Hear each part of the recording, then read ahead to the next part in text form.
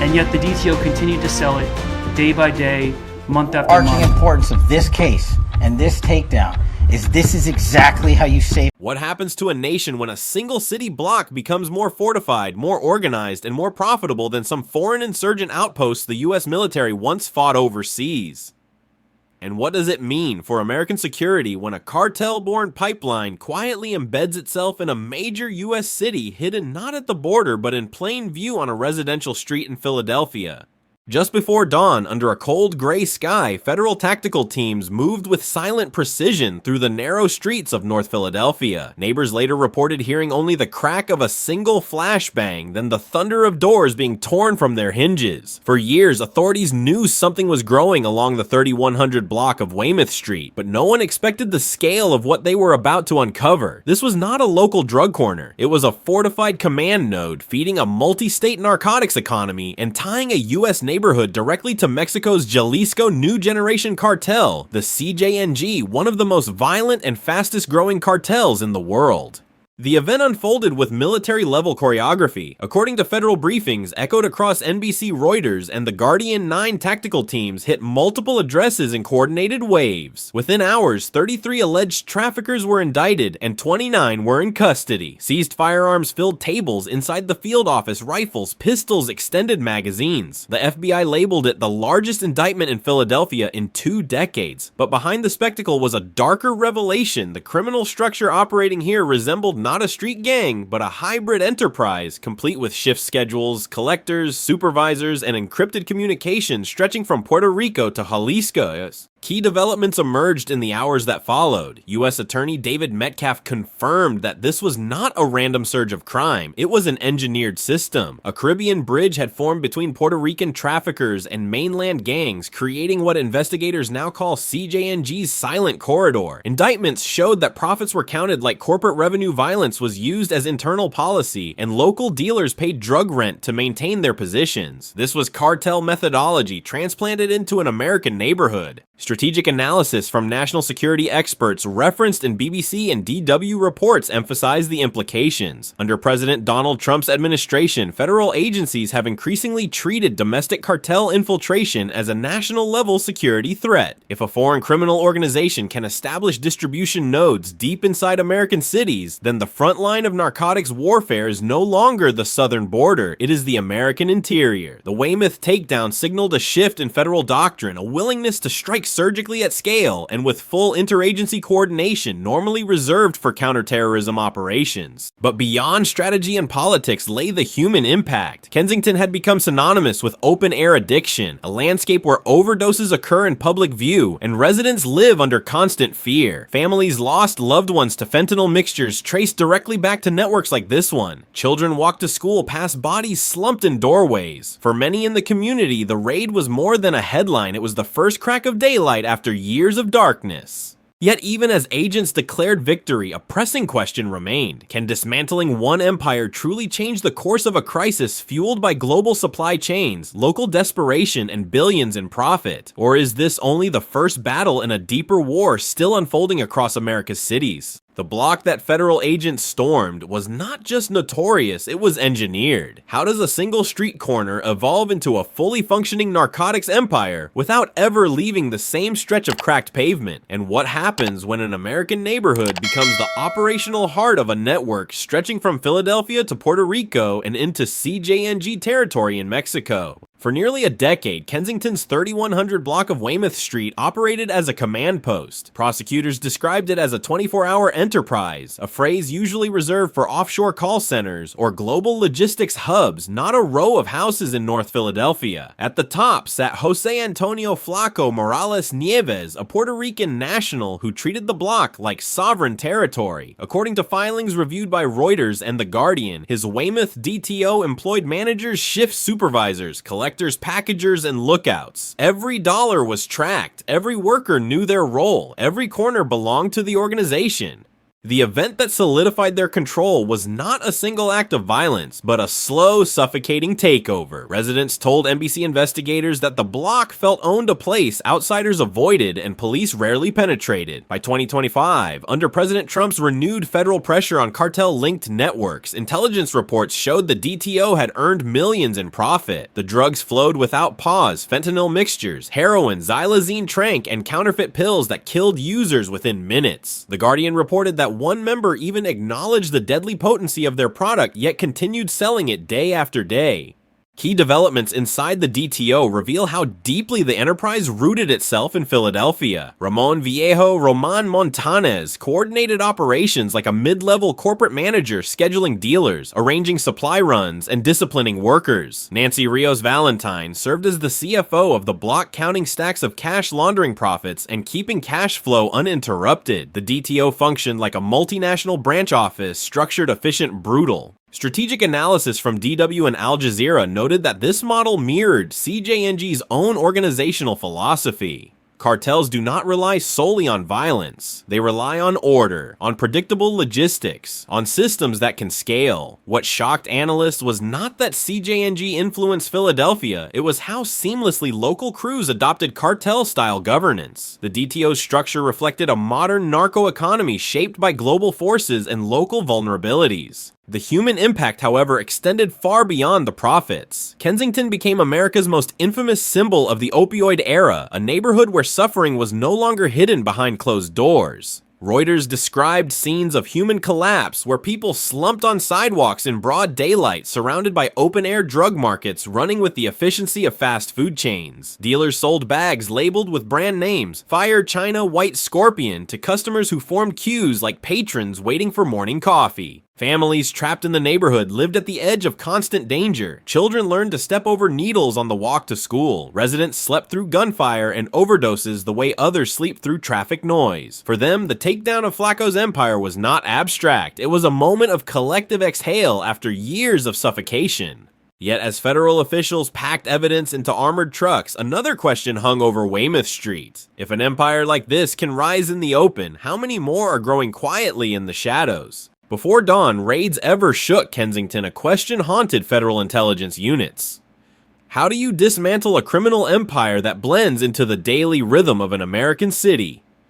The answer emerged not from a single agency, but from a new fusion of technology and interagency coordination, an operation that would come to redefine urban narcotics enforcement under President Donald Trump's 2025 security doctrine. The event began quietly years before the takedown. Inside a federal command room in downtown Philadelphia, analysts sat before a wall of screens streaming data from across the city: gun traces, overdose clusters, financial transfers, and encrypted call logs. This was Project Safe Neighborhoods Recon, known as PSN Recon, a digital war room designed to expose the hidden architecture of violent networks. Reuters called it one of the most ambitious intelligence integrations ever deployed in a domestic narcotics case. What looked like another federal initiative on paper operated more like a battlefield command system. Key developments unfolded as PSN Recon fused information from the FBI, DEA, ATF, HSI, the U.S. Attorney's Office, and the Philadelphia Police Department. Each agency brought a piece of the puzzle. Philadelphia provided street-level field reports. The DEA contributed drug mapping software tracking spikes in potency and distribution. FBI cyber units filtered encrypted phone metadata. ATF traced illegal firearms recovered at crime scenes. All of it fed into a multi-layered operational map, one that began to reveal patterns no single agency could see alone.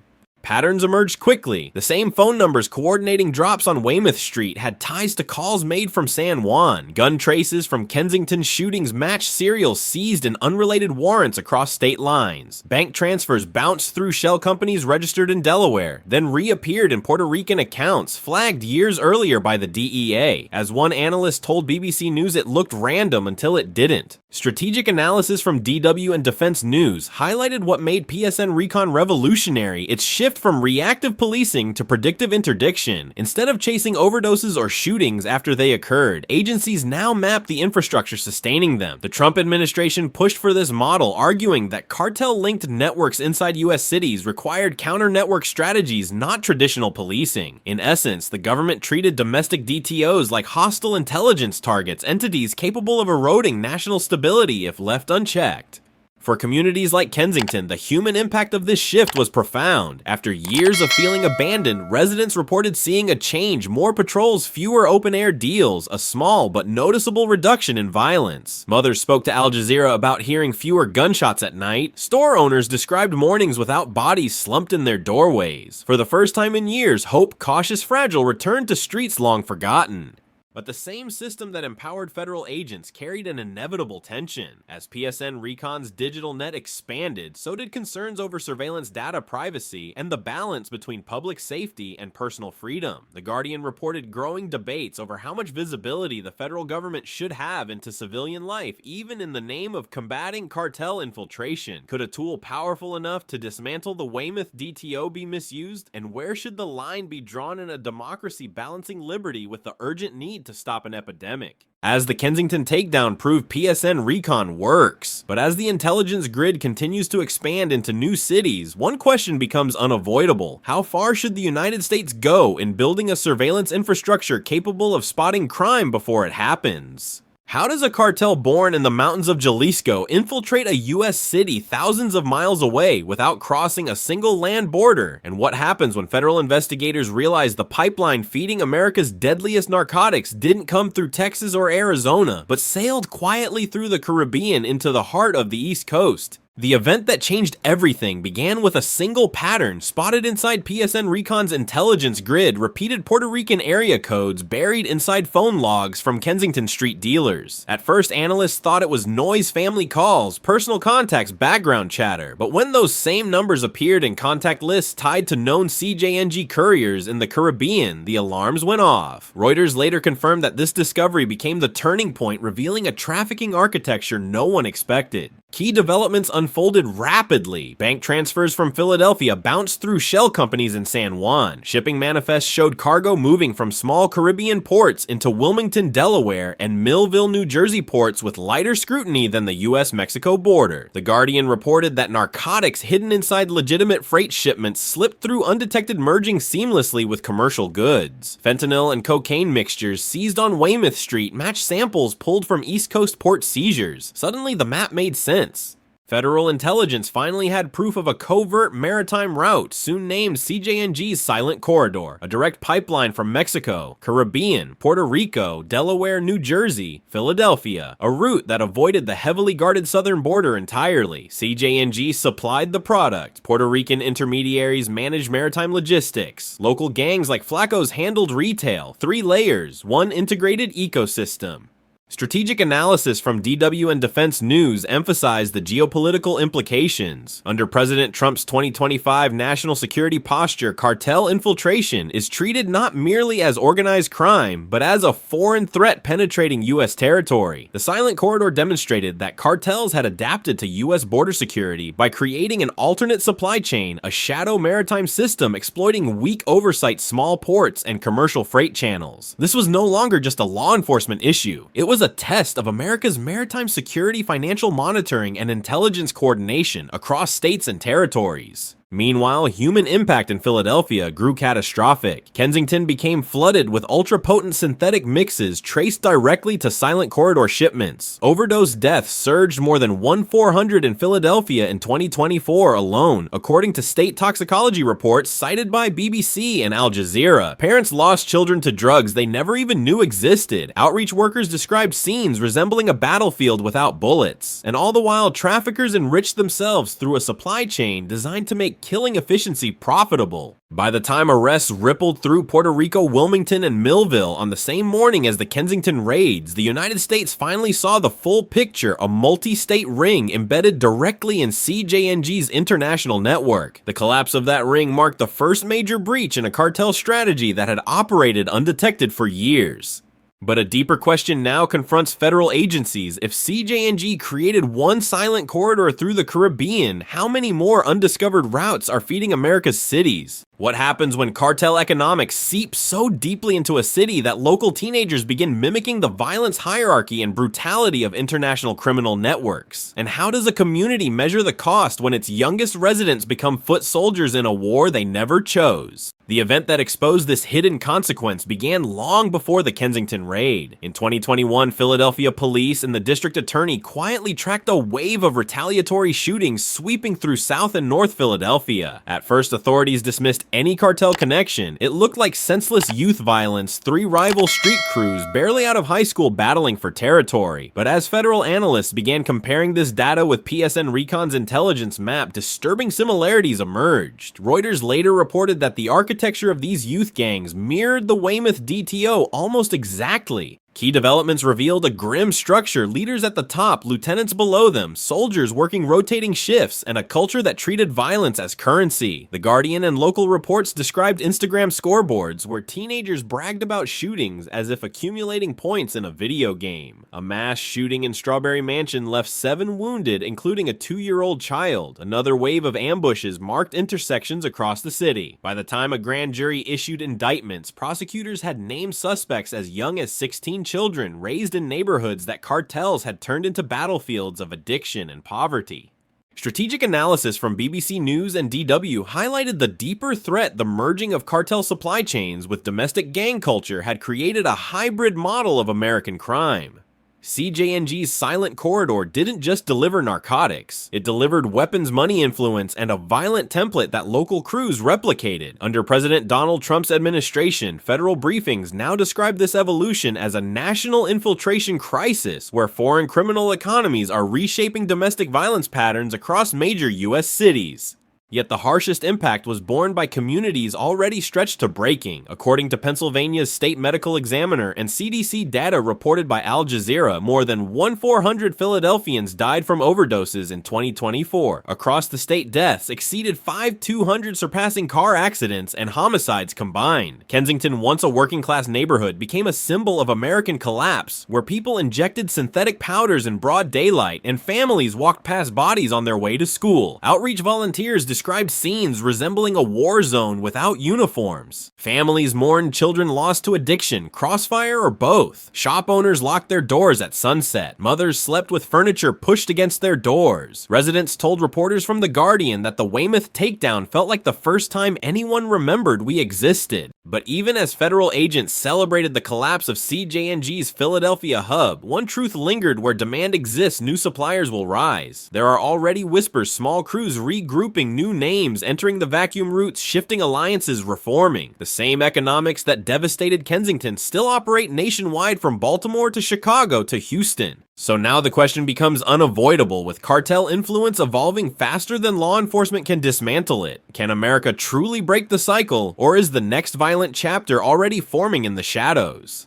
If one criminal empire can rise, fall, and rebuild within a single American city, what does that say about the future of national security in a country where foreign cartel pipelines now run beneath everyday life? And as new networks quietly regroup, can federal power outpace the next wave before it takes root? The event that followed the Kensington takedown was not a victory lap, it was a warning. Within hours of the raids, federal command centers under President Donald Trump's administration pivoted into a new phase: persistent pressure, a strategy designed not only to dismantle criminal networks, but to prevent their rebirth. According to updated intelligence assessments cited by Reuters and BBC, agents from the FBI, DEA, ATF, and Homeland Security began meeting monthly under the same intelligence rhythm that had exposed Cjng's Silent Corridor. The goal was simple: monitor every neighborhood map, every emerging crew, and choke off cartel-aligned groups before they could grow. Key developments soon followed. PSN Recon expanded into what analysts from DW and The Guardian describe as a living national narcotics grid. New data streams were added, financial anomalies, digital payment patterns, encrypted messaging behavior, darknet vendor profiles, interstate gun trafficking routes. Artificial intelligence systems scanned for clusters of suspicious activity, flagging anomalies that human analysts might miss. Every arrest, every seizure, and every overdose updated the system in real time. Cities like Baltimore, Chicago, and New York began integrating the same framework, preparing for their own versions of the Philadelphia battle. Strategic analysis from Defense News highlighted that this shift marked a new era in domestic counter-cartel operations. The Trump administration's stance now treated major DTOs as internal national security threats, a classification normally reserved for extremist cells or foreign intelligence fronts. The collapse of the Weymouth Empire became the blueprint for a broader campaign, a multi-city effort to sever CJNG's U.S. distribution nodes wherever they appeared. Yet this raised profound questions about civil liberties. As surveillance expanded, so did concerns about how much visibility federal agencies now possessed into everyday American life. The Guardian described rising debates over privacy oversight and the democratic cost of national protection. For those living in Philadelphia, the human impact remained a blend of relief and unease. Families finally experienced nights without constant gunfire. Some corners stayed quiet for the first time in years. Outreach workers reported slight drops in open-air activity, yet the fear lingered. What happens when new crews inevitably attempt to rebuild the collapsed supply chain? Residents interviewed by Al Jazeera said they felt suspended between hope and history, trapped between the memory of past violence and the uncertainty of what comes next. Because despite the triumph, one truth remains unshaken. Cartel economics are relentless. As long as demand persists, supply will adapt, routes will shift, new alliances will form, and somewhere, whether in a Caribbean port, a Delaware warehouse, or a forgotten block in a major US city, another network may already be learning from CJNG's mistakes. Which leads to the question now facing America's security apparatus: will federal pressure maintain the upper hand, or could the next cartel-linked empire rise quietly in a place no one is watching? And to anyone who has followed this investigation to its end, what do you believe the United States must do next to stop the next silent corridor before it forms?